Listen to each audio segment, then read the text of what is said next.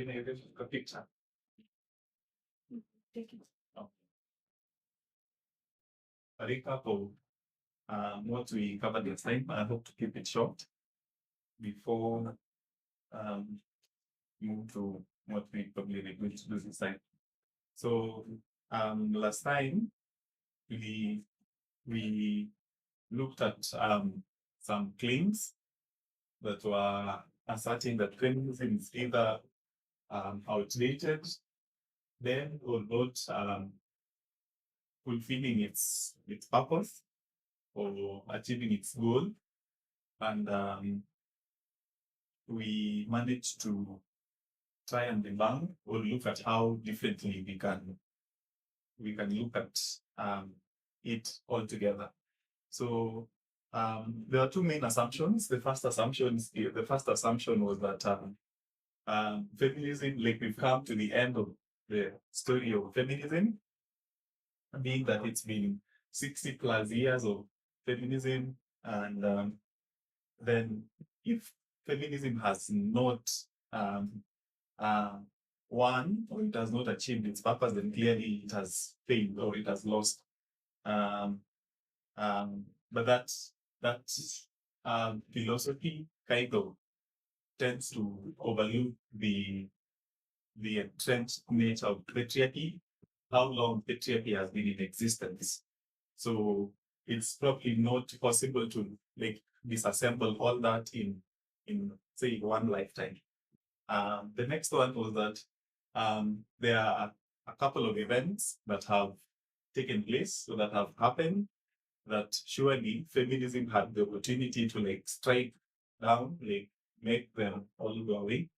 And the fact that perhaps those events were not adequately dealt with in a way that made sure that the things complained about in those events continue to happen, that shows that feminism actually did not achieve its need. So we looked at three events. First one was Me Too, the Me Too movement, and how the blame or whatever was being, the assumption was making was that after the Me Too, the popular expectation, the expectation was that sexual assault should now end, or sexual harassment should now not exist in those spaces. The other event that also tied to Me Too was the hate fines in the United States. And lastly, we looked at Roe v. Wade and how the overturning of Roe v. Wade has been interpreted by some as a thing that shows that feminism hasn't won, or like the fact that the gains that were made have been overturned. So these assumptions are based on like the position that the way feminism should deal with the patriarchal problems should be a one of like a hammer that if you have a nail, you just strike it once and the nail goes right through the wood or whatever it is you're trying that nail into. Not knowing that that nail needs to be constantly hammered until you get to the point where it completely goes into the wood or into the object that it's being driven into. So Me Too movement, we highlighted a couple of people who were responsible, the likes of Tirana Gap in 2006, the popular film producer in Hollywood, Harvey Weinstein, and his victims who he had sexually harassed and assaulted in the Hollywood industry over the years. And the tweet by Alisa Milano, who was an actress who had victims and survivors of sexual assault and harassment to have Me Too as the state as Me Too, that the sexual assault or harassment also happened to them, so that the world can see the magnitude of how intense the assault was. So as a result, there was Me Too March in the United States of 2017, but the Me Too marches also happened across the globe. And what followed was a series of changes. So in the um, legal side, some of the notable changes that happened, or some of the key trends that happened was a lot of attention was moved from reacting to sexual assault and harassment to um, having prevention measures in place so that sexual harassment does not happen, or to tackle them before they happen. And then there's also non-disclosure agreements, which were common in the United States before the Me Too movement. So the non-disclosure agreement simply meant uh, if you are someone sexually harassed or assaulted you, and they had this, they put you behind the tent, or they had this informal way of settling these cases. So um, perhaps they paid off, and then you are told that particulars, the details of that settlement are now sealed. So you are not allowed to disclose them. You're not allowed to bring a case against this person, because if you do, then they will sue you for breaching the non-disclosure. So the non-disclosure agreements were targeted after the Me Too march, and uh, they were sort of restricted. So in a way to not silence victims, but to uh, make it possible for victims to come out and seek justice or talk about their experiences. The definition of sexual harassment and sexual assault was also widened to include online harassment or digital harassment. Then you also have the statute of limitations, so that in the United States, for example, that was we used as our reference point.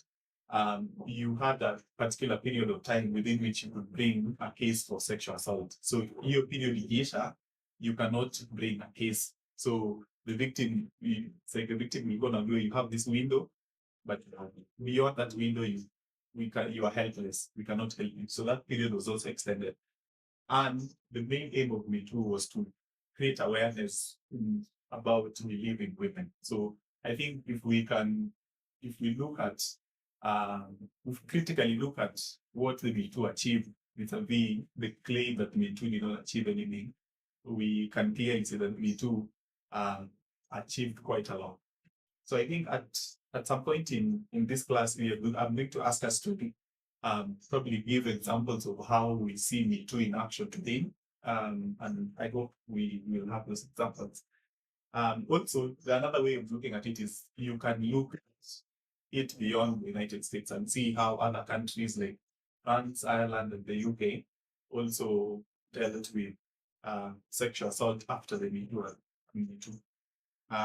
Epstein files, there's not much to say about it, but I'll just move to Roe v. Wade. The recap on Roe v. Wade. So the assumption was, after the overturning of Roe v. Wade, like simply saying that whatever it is that feminism had achieved, or maybe did, was unstable, and so then we can't clearly put a success marker.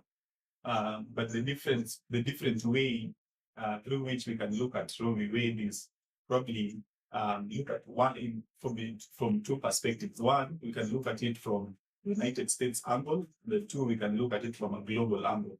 So if we look at it from the United States angle, we realize that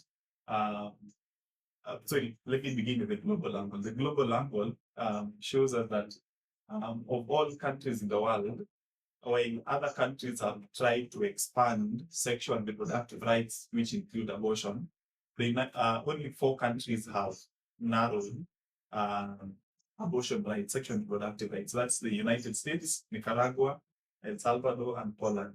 So that gives you a different picture, so that we maybe or perhaps do not look at it from a very pessimistic angle, but try to see how it looks different.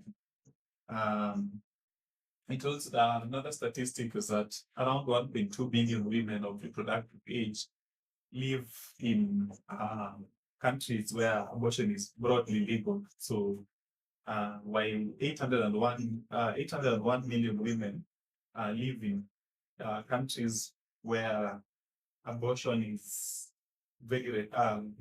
under very restrictive laws. So if you compare those statistics, it's about 60% or 40%. Um, um, in the United States, so when you come to the United States, about of the 50, 13 states have banned abortion altogether. So it means that you have the rest of the 37 states in who have which have not banned abortion. So the whole thing is to tell you that that abortion story or the sexual reproductive rights story did not end, has not ended with the overturning of Roe v. Wade. Yeah. So what the disclaimer that this study that I gave is that the study is not simply trying to say that because um, um, there's this positive, then things are not bad. Yeah. So it does not diminish or dismiss how um, sort of a nightmare the whole world is, and how um, the things that feminism campaigns against uh, are, are still in a bad place. So, for example, it does not try to wash away what the Trump administration is doing in the United States. It does not also say that now that Me Too, we can see some elements of Me Too, or we can see the product of Me Too, then sexual assault is no longer a problem. Say that. And it also does not say that the the main way of dealing with these problems is probably have and enforce them through arrests and making people like go behind bars. Now it acknowledges that there is need to have people respect the persons of other persons or how other people self-identify without the side, yeah, the side that puts incarceration of being thrown behind bars. So to like cap it off, we were at this point of saying that things have truly changed. Things have remarkably changed. But if we that change is only appreciated by people who can look at how things were before vis-a-vis how things are right now and probably like say going forward. So what feminism has achieved over this past, you can say 15 years, 7, depending on where you want to look at it from, would disappear if we forget how worse things were and how people probably live through them in those times. I gave a couple of research statistics about abortion last time from a research organization. It's called the Pew Research Center. So I want to like highlight um, certain groups that I think are key for us to like, see some distinction. So the the comparison or the thing that it's I think we are going to look at here is just a minute. So we have what the law says and what in other cases we call popular opinion. So popular opinion or public opinion. So for for for the United States, for example, the federal government decides to say that the the right to abortion is something that they are leaving to who? To the states. See no. Ama anaongea zangu. So the United States, the federal government says that abortion is something that they are not pronouncing themselves on, but they're leaving it to the states. So the states can decide whether to make them legal or not, or illegal, right? So technically, you could say that what was Roe v. Wade? Roe v. Wade made abortion legal, right? So the striking of Roe v. Wade simply meant that the federal government cannot pronounce itself on abortion rights, but it's rather the decision of the states. So I'm going to say this with some caution that at the federal level, there is no position, which in reality could as well be tough. Illegal terms can also be interpreted as illegal. I'm saying this is um I'm using it in quotes. It's the fact that it's not there. That can be controversial, but I think I'll find a different way of framing it. So for if you have, for example, a law that criminalizes, I think we a law that criminalizes an activity or a belief. So let me say this a right that criminalizes a right. Let me not say a belief. A law that criminalizes a right, and the other way of gauging it is you look at what the population actually says about the, the belief or the perception of that population about that right. Yeah. So in the United States, for example, 60%. So this is what the population says. What the population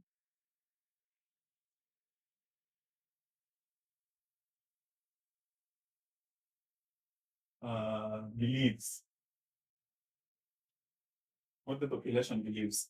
So in the United States alone, for example, um, a survey that was conducted by, it's called the Pew Research Center. So,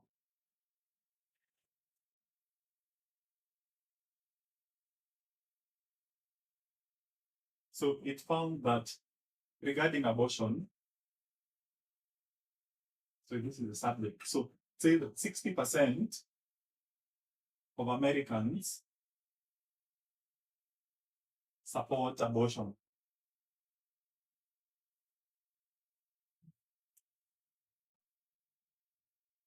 60% support abortion. So it means you have what percentage that does not support abortion? 40. So which is the majority? So you can say a majority of Americans support support the right to a legal a right to abortion. So when you break down when this statistic is further broken down, depending on the various sub population groups, then you realize how different it is. So the two the um the other groups that I say I look at here based on religion, because we also have religion having an influence in politics and, say, for example, even how the law plays out. So in terms of religion, we have um, Catholic, um, white evangelical Protestants, white non-evangelical Protestants, Black Protestants, and people who are religiously unaffiliated. They do not belong in any religious group. So among white evangelical Protestants, 24% of the white evangelical Protestants believe that abortion should be legal in almost all cases, while 74% um, uh, 74% of white evangelical Protestants believe that abortion should be illegal in almost all cases, in all and almost all cases.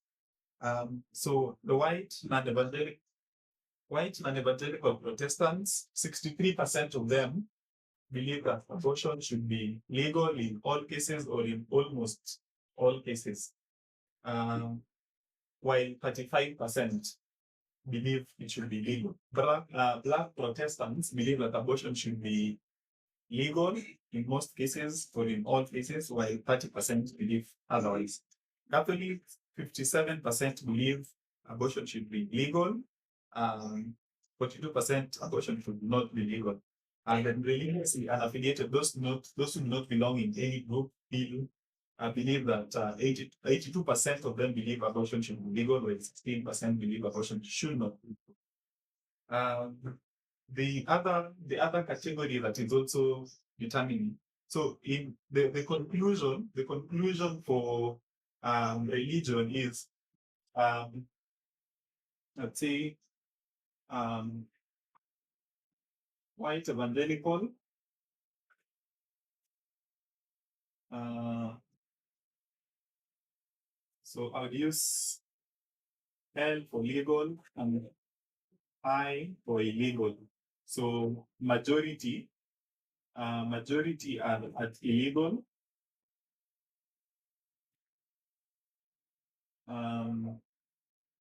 And then is white and evangelical. The white and evangelical.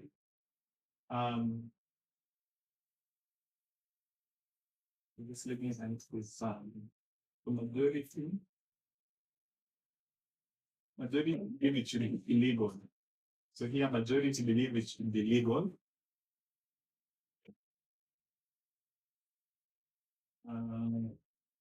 And then Black Protestant, majority believe that abortion should be legal. And then there is non-affiliated people who do not align with any religion. Majority of them believe that abortion should be legal. And then when we come to politics, so from politics we have conservatives and liberals. I'll just use these two main categories. So conservatives and liberals. So this is based on politics and political views. Politics, political parties, and political views. So um, majority of liberal Democrats, 93% of liberal Democrats believe that abortion should be legal, 7% of them believe it should not. Conservative Democrats, 77% of conservative Democrats believe that abortion should be legal. 22% believe that abortion should be illegal. When you come to the conservatives, 26% believe that conservative Republicans, that 26% believe that abortion should be illegal, while 73% believe it should be illegal in almost all and almost all cases. While liberal conservatives, 53% believe it should be legal, but 7% believe it should be legal. So when you sum them up, the conservatives lean towards most conservatives believe it should be illegal, most liberals believe it should be legal. So looking at the American population alone, you realize that despite the fact that the law has this appeal that almost gives an illegal appeal, most of the population, I don't speak into civilian population, believes that there is the right to abortion should be legal. Yes. So that's about that. So the next thing that I would want us to decipher, pick from here, is that the law is not always a reflection of what the popular opinion is or what the population actually wants. It's all cases, but the law can be a reflection of what, I don't know, a small a minority of the population wants. But the fact that law in itself exists is not going to translate into actual compliance or obedience.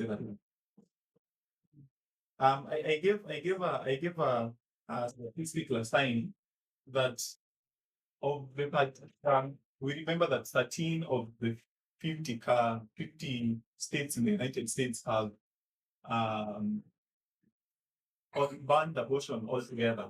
But you have um, women from the states that have illegalized abortion moving to other states to go procure abortion services.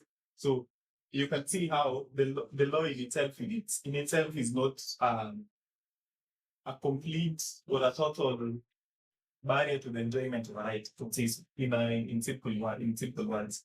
So what I'm driving at is to show that what we term revolutionary, because feminism is a revolutionary idea, or is a revolutionary movement or philosophy.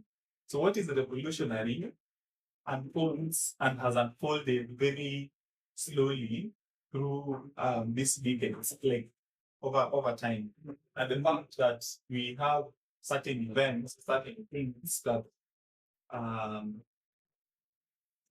come or once in a week been chop off that what that revolution looks like does not always reflect the true nature of what those that revolutionary purpose has sort of achieved or has sort of done.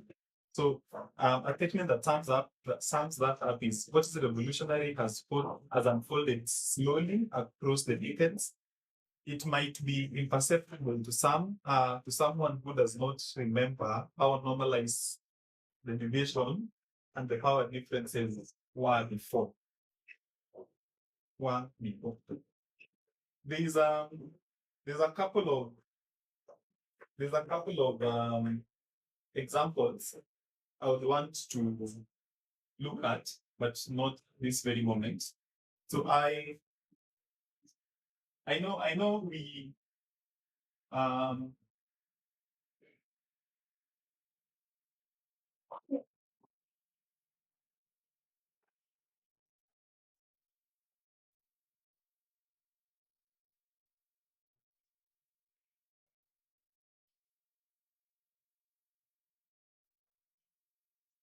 so these two terms I'm just going to mention. So feminism revolves around gender equality. Gender equality in social, political, and economic sphere. Yeah, this is feminism in a nutshell. Um, what about democracy?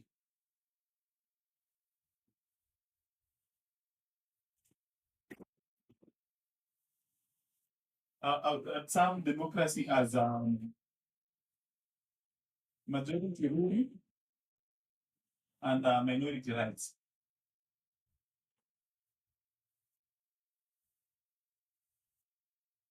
But I would say here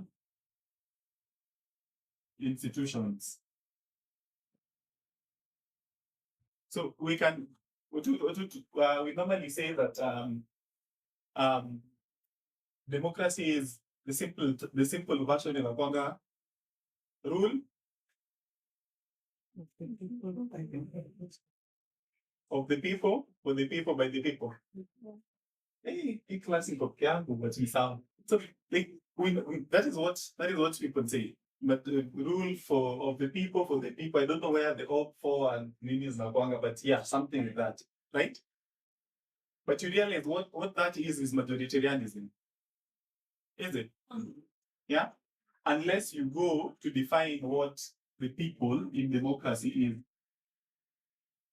is. If you leave the people to be the ones who get to cast the most votes, or the ones who get to voice their opinion about a thing the most, then you're going to have majoritarianism, which is not democracy. So unless you have majority rule with minority rights, then you're not going to have democracy. So how do we realize, how do we ensure that there is majority rule and minority rights is by what?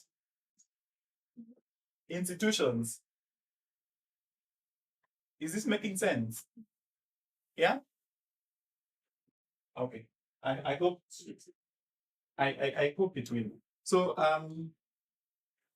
what what would you what would you term to be, what is the subject of democracy? So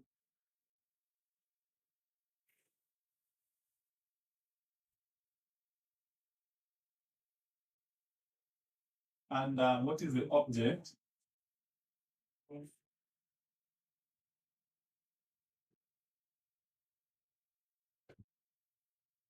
What is the subject of democracy? By subject I mean what does democracy act on? And by the object I mean what is the goal of democracy?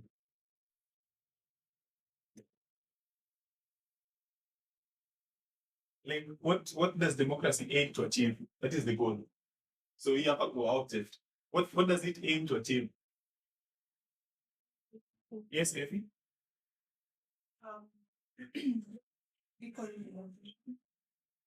Equal representation. Okay? So if you say equal representation, yes, God. Protection of minority. Okay. Anyone else? What do the rest of us think? Okay. So let's still hold there. If you equal representation and then go to say protection of minority. So what does democracy act on?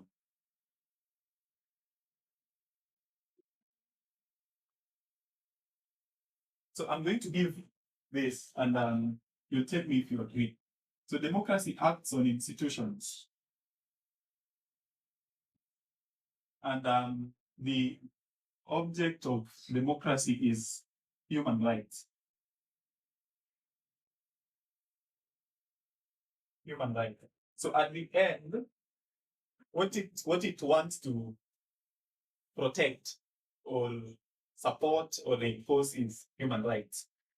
But what it uses to reinforce or protect these institutions. Yeah. So if democracy is failing or if democracy has failed, what what what can be said to be failing, or what is the problem of these two? Yeah, just say it to your chest. The institution. The institution. So if today, um, if we when we look at the United States or we come to Kenya, for example, we we have studies that should talk about how democracy is failing or how democracy, the rise and fall of democracy each and every day. So when we talk about the rise and fall of democracy, what actually do we talk about as what do we call, what is it that we are seeing as failing and what is it that we're seeing as rising? The institutions. So if examples of institutions, say judiciary, legislature, executive,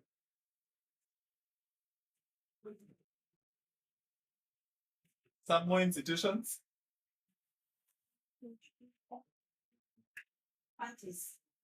parties, nice. IBC, IBC, but yeah, so this are the likes of the IBC. We can talk about the independent institutions, yeah. So, I mean, these are institutions, but they're also saying institution again. So we have this. So where was the Roe v. Wade determined? Yes, Rista. What about the human rights, these institutions that seek to protect us? Can they be part of the institutions? The likes of Amnesty International. Yeah. So maybe you can also say here NGOs or human rights NGOs. Sabina, you saying? Country run by the mass independent institutions. Oh, yeah, I mean they can fall there, but Sasa, for example, if you have electoral commissions, for example, they are government institutions, but they're independent from from these other branches of government. They do not fall among the three arms of government, but they are separate, but they also still institutions of government. But these ones can be governmental. Anyway, maybe we can do this. You like solve it. Or they can be together. So you call that. Oh, and Roe v. Wade. So where was the Roe v. Wade decided? Judiciary. So you're expecting, we expected um, human rights to be upheld where? By the judiciary. Or what did the judiciary do? The vice versa. But it's because the judiciary is, as it is, leans towards human rights or leans away from human rights. I mean, I would say that is debatable depending on who you're asking, but human rights has an objective standard anyway. So if you come to the legislature, the role of the legislature is actually supposed to be passing laws and also oversighting the other arms of government, right? So if someone like Donald Trump can deploy ICE on American citizens and they are killed, but then you realize that to do that they need authorization, or when the United States is declaring war on other countries or blah blah blah, they need authorization from who? From Congress. So when Congress waits to play its part, then it means which institution is failing? The legislature. And then probably you come to the executive, and the executive is not protecting the people because it's the one that passes policies, then that institution is what? Is failing. So the institutions are what fails the people, then it fails what? The human rights. So I want us to now contrast that with feminism. So what is the object of feminism? Try and do compare and contrast. Uh,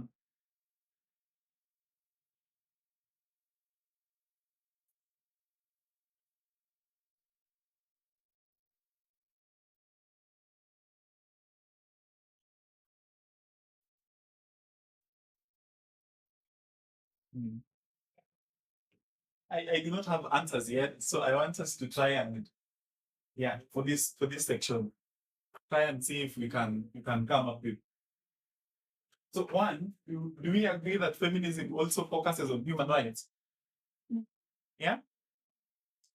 Who's disagreeing?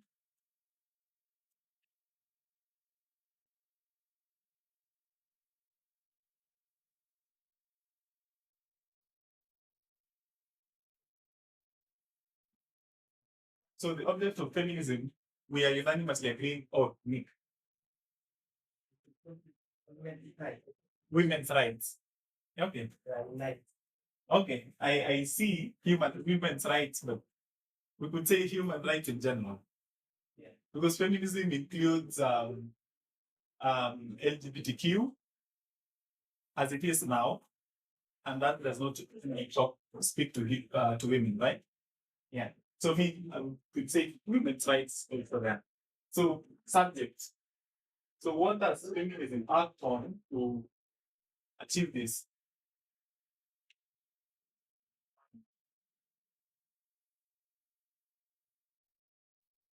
Any thoughts? Any ideas? institutions. If you're saying institutions, Rispa anasema afikiri hivyo. Rispa, what do you think?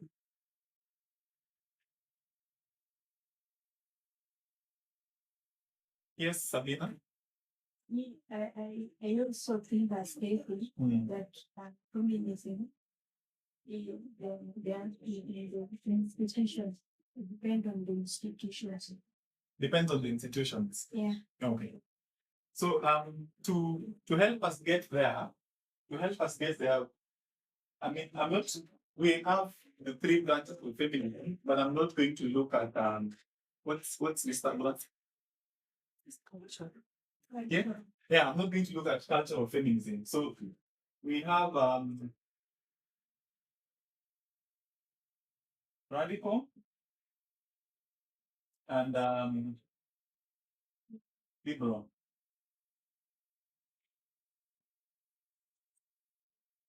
So these two classes of feminism identify patriarchy as the problem, right? Any objection? Patriarchy is the problem in both cases, right? So how does radical feminism seek to eliminate this problem?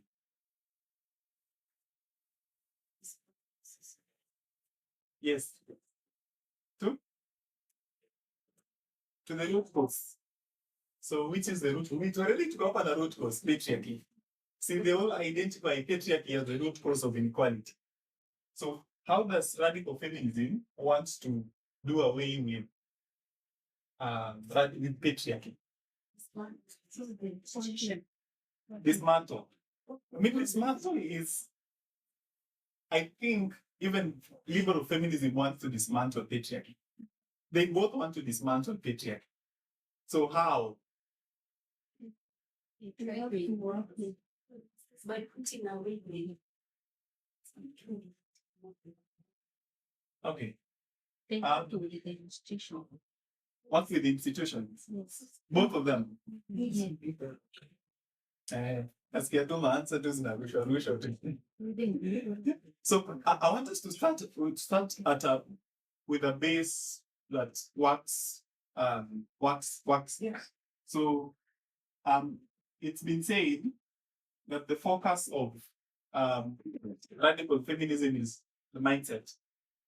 Yeah, it's been said. And the focus of liberal feminists are what? Laws, politics,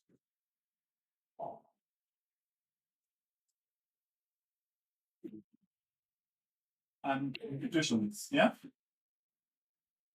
Ama mimi niko Java.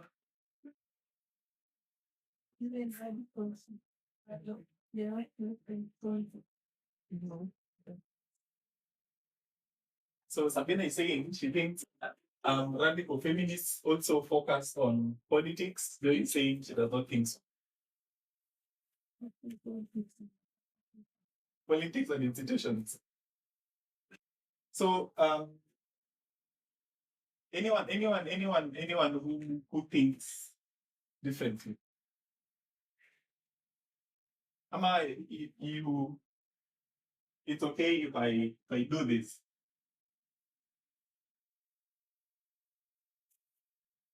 Yes, Nick. Mindset seems not to be tangible, Tangible. Mm-hmm. supposed to knows. Mm-hmm. I mean, people often is accurate on that when they are considering the law, Mm-hmm. considering my by stress. Yeah. Inauza na nauliza unaweza ongeza cultural feminism hapo kando. Then you see whether what the problem with that. Oh. So he asks if I can add cultural feminism here, then we see what's the problem. I think okay. So no, I hope this will end.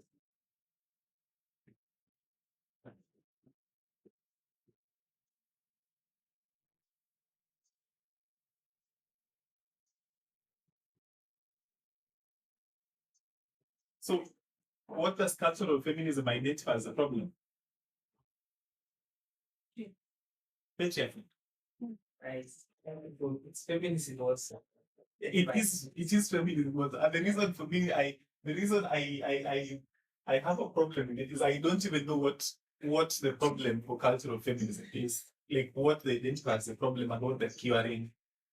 They couldn't have been called the feminists They couldn't have been called feminists. if they don't Invented their way. Okay, so to be honest, I think here I would really put a question mark. There are people who still like who are trying to go away with their parents. Say again. I think they bring the right of them and sometimes that is So they blame these two for distorting what feminism is. disrupting their culture. Their cultural values. Oh. So for them, they say that there are cultural values that need to be protected. Yes. So the cultural values are biological differences between men, women, and all that, and those should stay in place. Which I don't know. So how do we present that here? I mean, we can think about that. I mean, come back to it later. But Nick also saying a point that this is intangible, where we cannot quantify mindset. And he also says that ultimately, for what the laws actually supposed, these laws actually also feed the mindset, right? So, for those who are here last time, there's this quote that I hear. So, about rights. So, let me share. So let me try. So it says that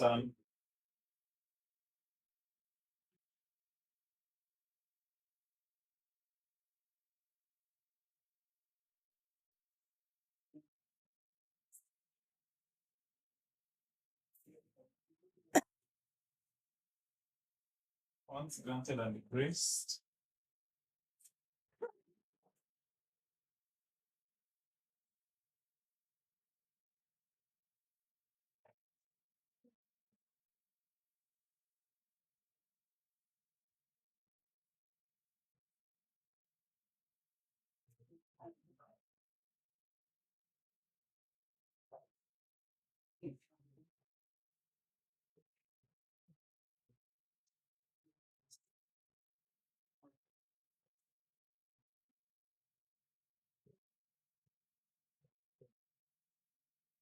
So it says that a right, once granted and embraced, can be taken away by a law, but the belief in it, in that right, is not so readily surrendered. So, can you contextualize this in light of Roe versus Wade? So, turudi kwa hizo example that tulikuwa tumepeana huko. So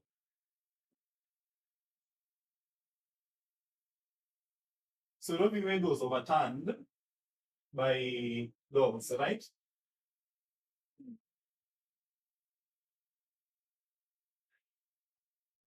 Dobbs versus Jackson. But what happened to the belief in the right to abortion? From those who were here earlier, I tried to give some statistics. What happened to the belief in that right? It remained. So if you have 60% of Americans believing that you the right to an abortion, they support the right to an abortion, and you have women of reproductive age more than 60, more than that's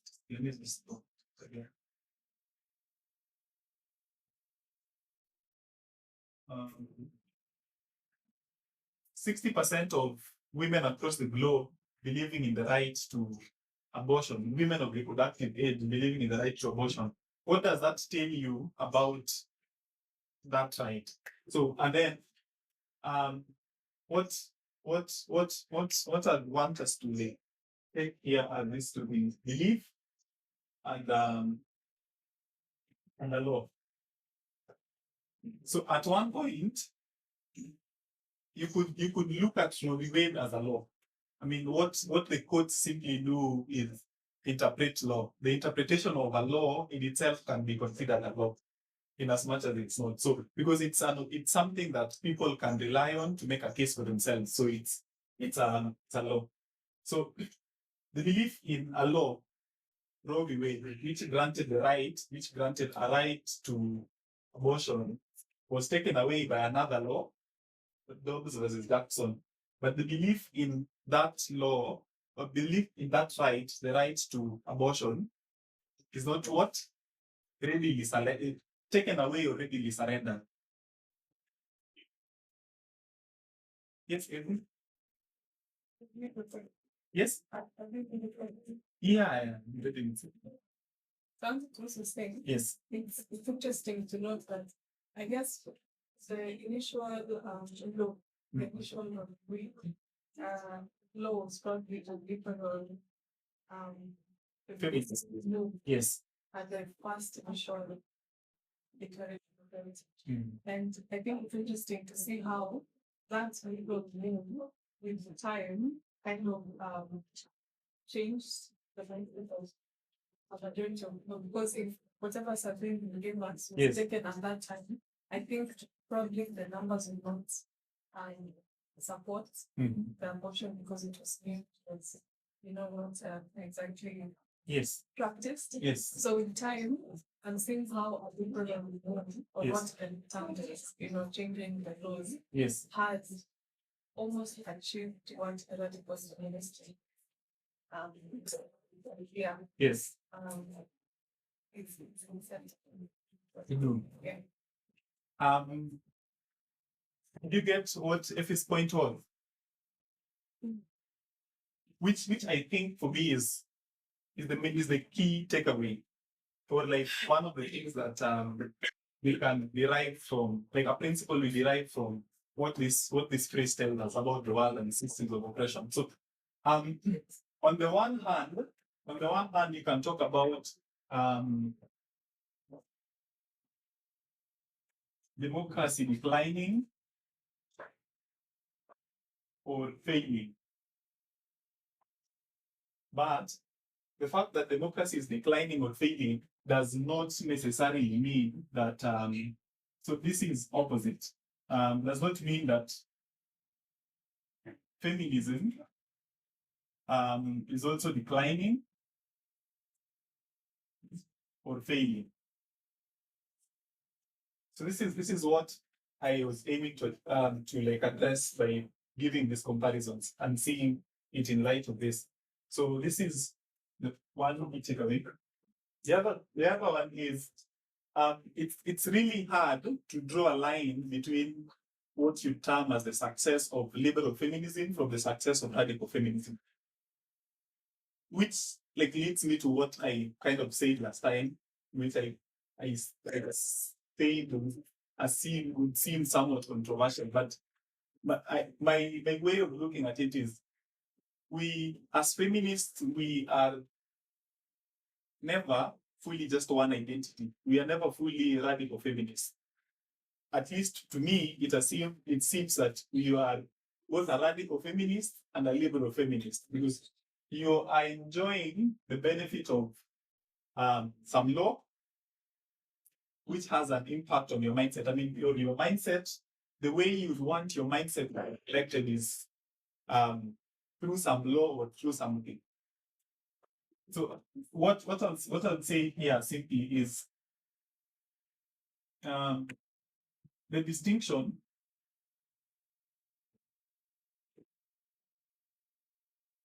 There's a very thin distinction, I would say thin or non-existent, between radical feminism and liberal feminism. I think this can be seen here. Maybe can be seen here. So I want to give a few examples very quickly in and then like open it to a few comments or questions if we have some.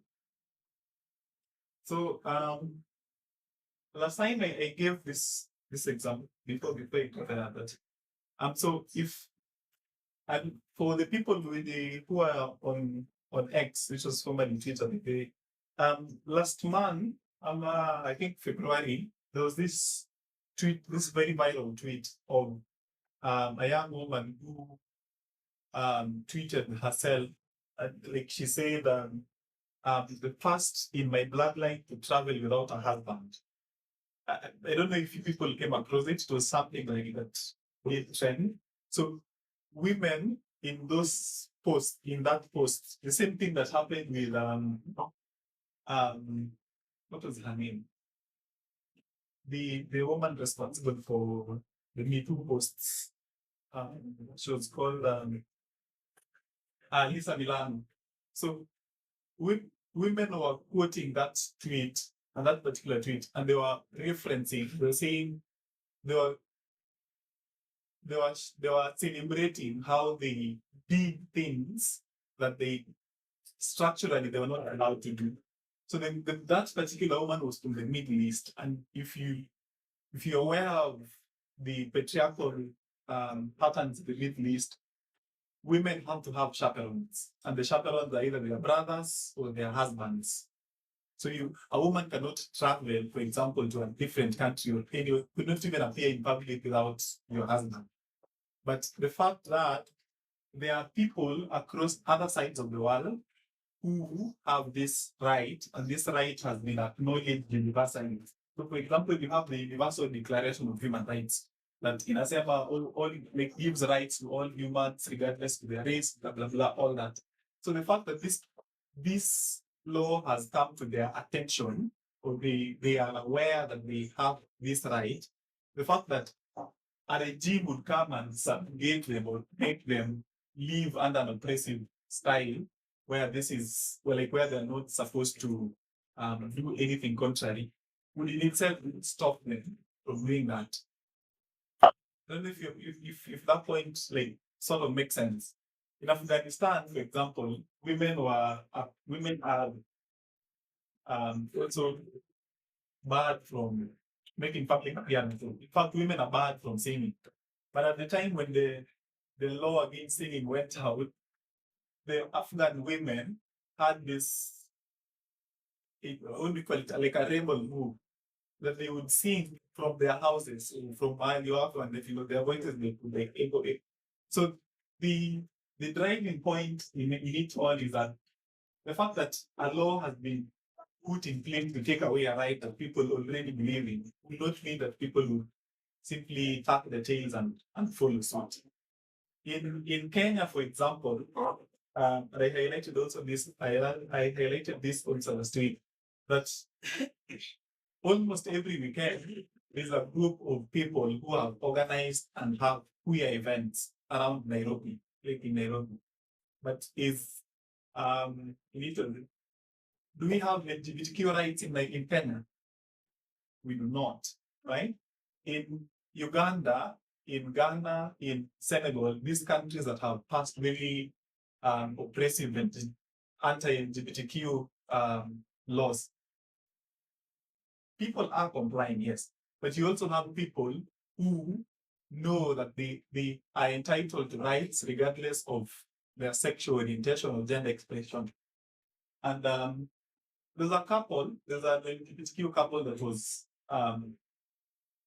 arrested, I think, in February, because they were publicly kissing in Uganda. So the fact that there's a law that decrees a death penalty on LGBTQ activities in itself did not stop them from believing that they have the inherent and inalienable right to have a partner of their choosing and of their self, of their one that conforms to their sexual orientation.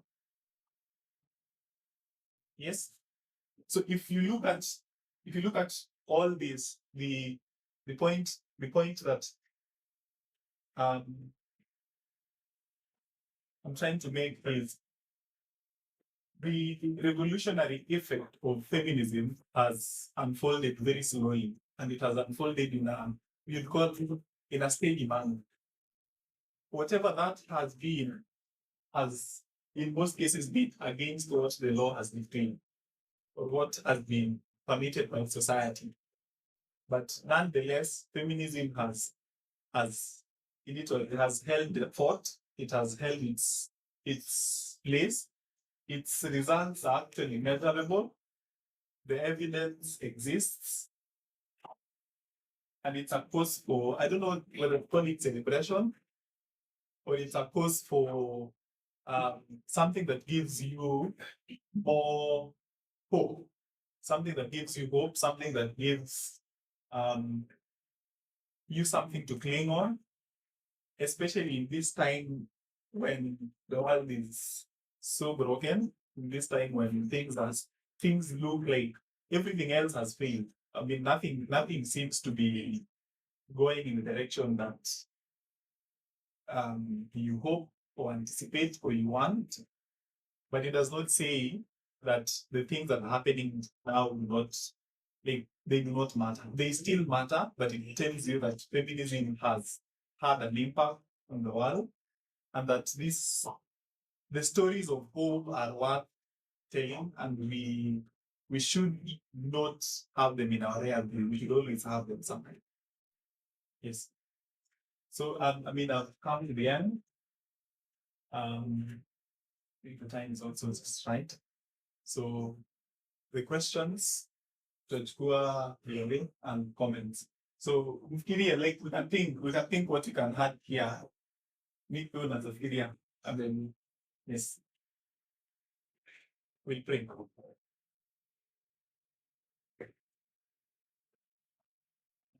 Thank you, God, for your guidance through the session.